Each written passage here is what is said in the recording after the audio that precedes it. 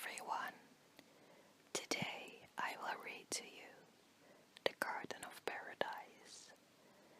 This is part 1. Part 2 will follow soon. There once was a king whose son had a larger and more beautiful collection of books than anyone else in the world, and full of splendid copper-plate engravings. He could read and obtain information respecting every people of every land, but not a word could he find to explain the situation of the Garden of Paradise, and this was just what he most wished to know.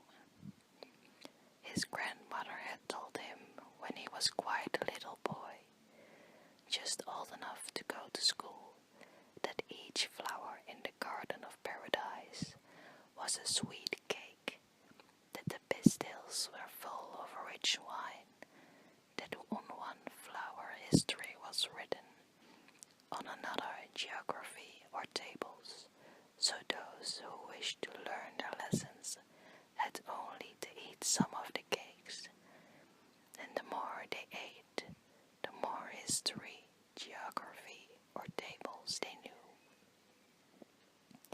He believed it all then, but as he grew older and learned more and more, he became wise enough to understand that the splendor of the Garden of Paradise must be very different to all this. Oh, why did Eve pluck the fruit from the tree of knowledge? Why did Adam eat the forbidden fruit? Thought the king's son. If I had been there, it would have never happened, and there would have been no sin in the world. The Garden of Paradise occupied all his thoughts till he reached his 17th year. One day he was walking alone in the wood, which was his greatest pleasure, when evening came on. The clouds gathered, and the rain poured down as if the sky had been a waterspout, and it was as dark as the bottom of a well at midnight. Sometimes he slipped over the smooth grass, or fell over stones that projected out of the rocky ground. Everything was dripping with moisture, and the poor prince had not a dry thread about him. He was obliged at last to climb over great blocks of stone, with water spurting from thick moss. He began to feel quite faint when he heard a most singular rushing noise, and saw before him a large cave, from which he came a blaze of a light. In the middle of the cave an immense fire was burning, and the noble stag, with his branching horns, was placed on a spit between the trunks of 2 pine trees. It was turning slowly before the fire, and an elderly woman, as large and strong as if she had been a man in disguise, sat by, throwing one piece of wood after another into the flames. "Come in," she said to the prince. "Sit down by the fire and dry yourself." "There's a great drought here," said the prince, as he seated himself on the ground. "It will be worse when my sons come home," replied the woman. "You are now in the cavern of the winds, and my sons are the 4 winds of heaven. Can you understand that?" "Where are your sons?" asked the prince. "It is difficult to answer stupid questions," said the woman. "My sons have plenty of business on hand. They are playing at shuttlecock with the clouds up yonder in the king's hall," and she pointed upwards. "Oh, indeed," said the prince, "but you speak more roughly and harshly, and are not so gentle as the woman I am used to." "Yes, that is because they have nothing else to do.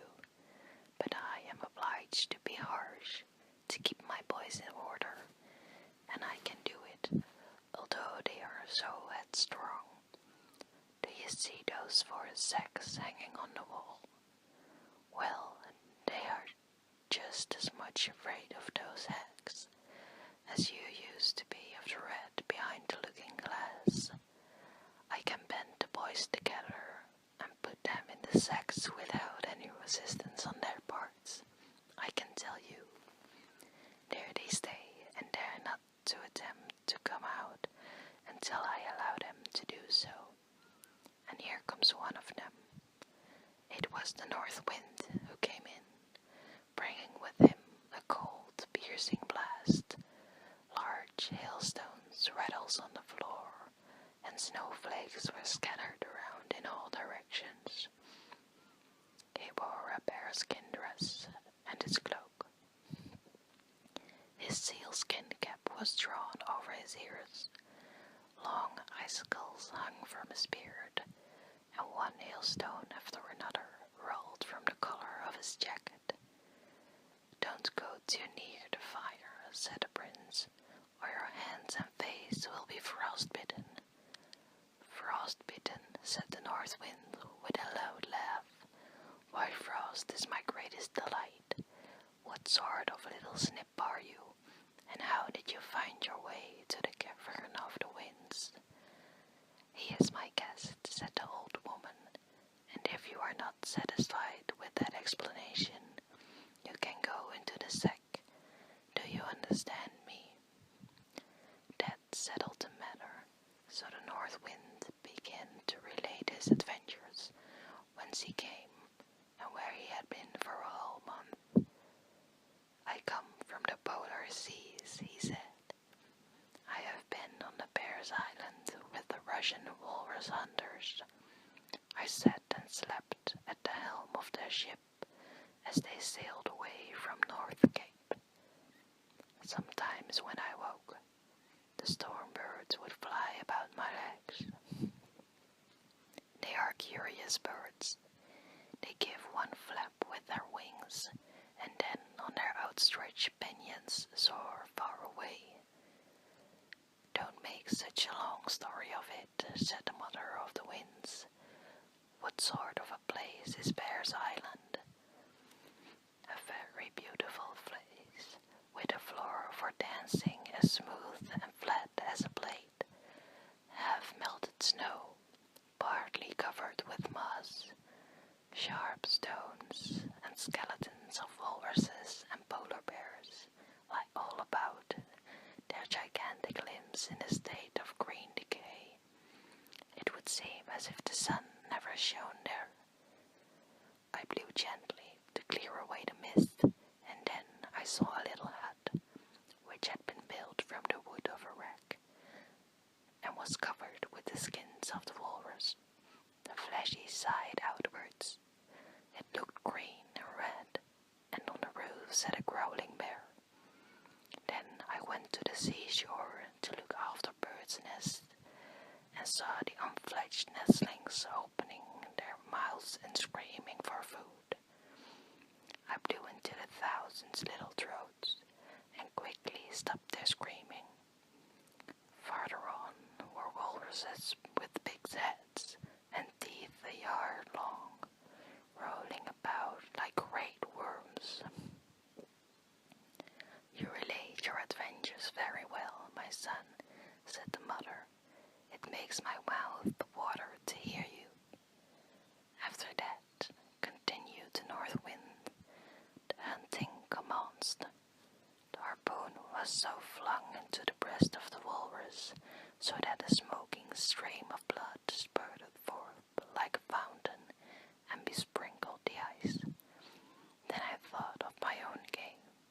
I began to blow, and set my own ships, the great icebergs, sailing, so that they might crush the boats.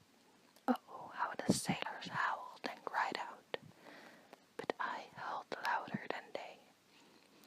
They were obliged to unload their cargo and throw their chests into dead walruses on the ice.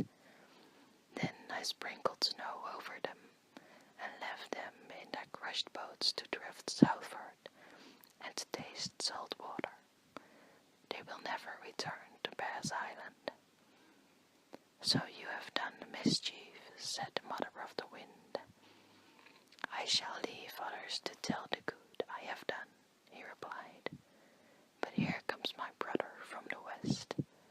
I like him best of all, for he has the smell of the sea about him, and brings in a cold, fresh air as he enters. Is that the little Zephyr? Asked the prince. Yes, it is the little Zephyr, said the old woman. But he is not little now. In years gone by he was a beautiful boy. Now that is all past. He came in looking like a wild man, and he was slouched hat to protect his head from injury. In his hand he carried a club, cut from a mahogany tree in the American forest, not a trifle to carry. Whence do you come? Asked the mother. I come from the wilds of the forest, where the thornby brambles form thick hedges between the trees, where the water snake lies in the wet grass, and mankind seem to be unknown. What were you doing there? I looked into the river and saw it rushing down from the rocks. The water drops mounted to the clouds and glittered in the rainbow. I saw the wild buffalo swimming in the river, but the strong tide carried him away amidst a flock of wild ducks, which flew into the air as the waters dashed onwards, leaving the buffalo to be hurled over the waterfall. This pleased me, so I raised a storm which rooted up old trees and sent them floating down the river. And what else have you done? Asked the old woman. I have rushed wildly across the savannas. I have stroked the wild horses and shaken the coconuts from the trees. Yes, I have many stories to relate, but I need not to tell everything I know. You know it all very well, don't you, old lady? And he kissed his mother so roughly that she nearly fell backwards. Oh, he was indeed a wild fellow. Now in came the south wind, with a turban and a flowing Bedouin cloak. How cold it is here, said he, throwing more wood on the fire. It is easy to feel that the north wind has arrived here before me. Why, it is hot enough here to roast a bear, said the north wind. You are a bear yourself, said the other. Do you want to be put in the sack, both of you, now, said the old woman. Sit down, now, on that stone yonder, and tell me where you have been. In Africa, mother, I went out with the Hottentots, who were lion hunting in the Kaffir land, where the plains are covered with grass the color of a green olive. And here I ran races with the ostrich, but I soon outstripped him in swiftness. At last I came to the desert, in which lie the golden sands, looking like the bottom of the sea. Here I just met a caravan, and the travelers had just killed their last camel to obtain water. There was very little for them, and they continued their painful journey beneath the burning sun and over the hot sands, which stretched before them a vast, boundless desert. Then I rolled myself in the loose sand and whirled it in burning columns over their heads. The dromedaries stood still in the terror, while the merchants threw their kaftans over their heads and threw themselves on the ground before me, as they do before Allah their God. Then I buried them beneath a pyramid of sand, which covers them all. When I blow that away on my next visit, the sun will bleach their bones, and travelers will see that others have been there before them. Otherwise, in such a wild desert, they might not believe it possible. So you have nothing done but evil, said the mother. Into the sack with you.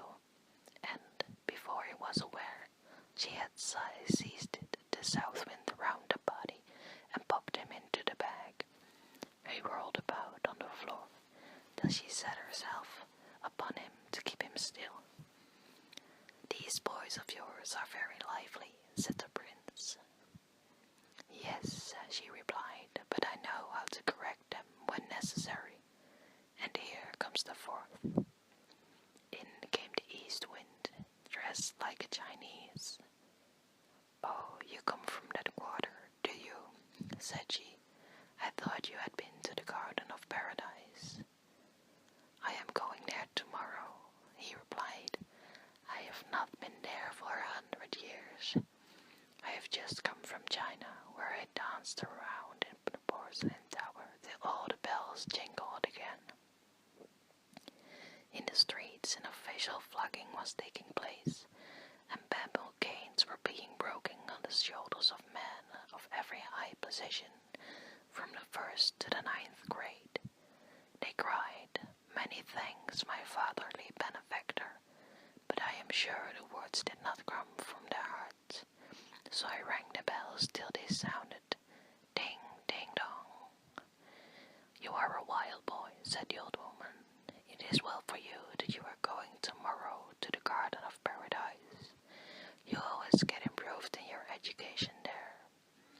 Drink deeply from the fountain of wisdom while you are there, and bring home a bottleful for me." "That I will," said the east wind. "But why have you put my brother south in a bag?" "Let him out, for I want him to tell me about the phoenix bird. The princess always wants to hear of this bird when I pay her my visit every 100 years. If you will open the sack, sweetest mother, I will give you 2 buckets full of tea, green and fresh, as when I gathered it from the spot where it grew." "Well, for the sake of the tea, and because you are my own boy, I will open the bag." She did so, and the south wind crept out, looking quite cast down, because the prince had seen his disgrace. "There is a palm leaf for the princess," he said. "The old phoenix, the only one in the world, gave it to me himself. He has scratched on it with his beak the whole of history during the 100 years he has lived. She can there read how the old phoenix set fire to his own nest, and sat upon it while it was burning, like a Hindu widow. The dry twigs around the nest crackled and smoked till the flames burst forth and consumed the phoenix to ashes. Amidst the fire lay an egg, red hot, which presently burst with a loud report, and out flew a young bird. He is the only phoenix in the world, and the king of over all the birds. He has bitten a hole in the leaf which I gave you, and that is his greeting to the princess." "Now let us have something to eat," said the mother of the winds.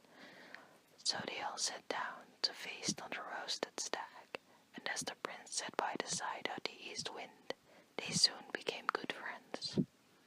"Pray tell me," said the prince, "who is that princess of whom you have been talking, and where lies the Garden of Paradise?" "Ho, ho," said the east wind, "would you like to go there? Well, you can fly off with me tomorrow, but I must tell you one thing. No human being has been there since the time of Adam and Eve. I suppose you have read of them in your Bible." "Of course I have," said the prince. "Well," continued the east wind, "when they were driven out of the Garden of Paradise, it sunk into the earth, but it retained its warm sunshine, its balmy air, and all its splendor. The fairy queen lived there, in the island of the happiness, where death never comes, and all is beautiful. I can manage to take you there tomorrow, if you will sit on my back, but don't talk any more, for I want to go to sleep." And then they all slept.